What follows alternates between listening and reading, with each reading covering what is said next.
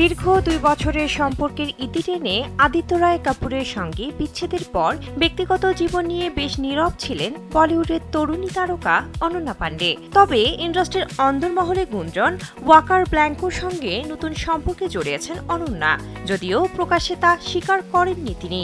এমনই জল্পনার মাঝে সম্প্রতি এক সাক্ষাৎকারে নিজের স্বপ্নের প্রেমিক কেমন হওয়া উচিত সে কথা খোলাখুলি জানালেন এই সুন্দরী।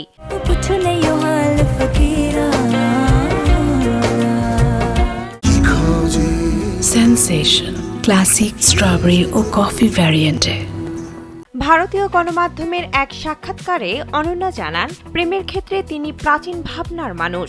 90 দশকে যেমন প্রেম হতো তেমন প্রেমেই বিশ্বাসী তিনি। বর্তমান প্রজন্মের মতো দ্রুত প্রেমে পড়া ও প্রেম ভাঙ্গার সঙ্গে তিনি নিজেকে মেলাতে পারেন না। পরিবারের সঙ্গে সময় কাটাতে ভালোবাসেন অভিনেত্রী, তাই প্রতিটি সম্পর্কের আবেগ তার কাছে মূল্যবান। অভিনেত্রী বলেন, আমি পরিবার ভালোবাসি। আমি চাই আমার সঙ্গীর পরিবার যেন আমার পরিবার হয়ে ওঠে। একসঙ্গে থাকতে ভালো লাগে আমার। 2025 সালের হুকআপ সংস্কৃতিতে আমি বিশ্বাসী নই।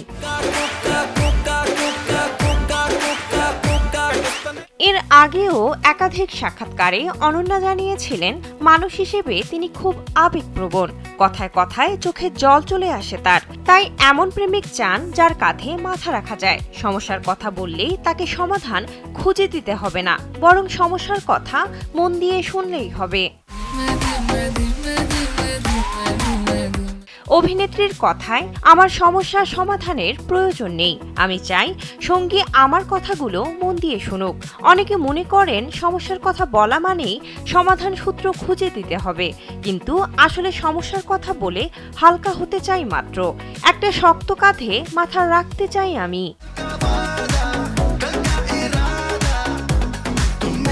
চলতি বছরের 25 ডিসেম্বর মুক্তি পেতে চলেছে অনন্যা অভিনীত সিনেমা তু মেরা मैं तेरा तू मेरी, যেখানে তাকে দেখা যাবে কার্তিক আরিয়ানের বিপরীতে।